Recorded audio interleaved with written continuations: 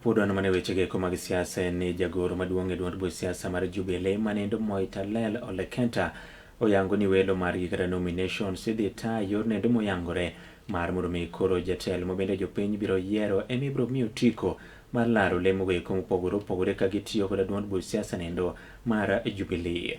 Okwedo weche moko mosebedo ka wachore ni duond buch siasa nogo nitiere kod jotelo moko magiseketo tenge e kor gwenge mamoko mar mondo mi koro yudo tiko kendo lar godo kombe mopogore opogore ka oyango ni ji duto biro chopo e pap kendo joma jopiny oyiero kata walo ema idhi miyo tiko.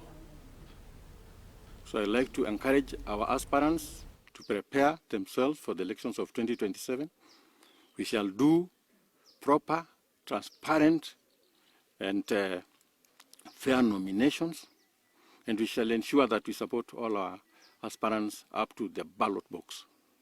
Because if there is a Kenyan constituency that we should actually sympathize with, is the Murwadikir. And people have not yet felt the damage, the loss of Ngano. It's so devastating to those people. And I believe they are like orphans, but you'll see all the vultures going there pretending they love them. Yet they are taking their land, they are doing all the damages. They didn't love him when he was alive, but I think also all the people who have been trying to finish him were the ones who are crying louder than the bereaved family.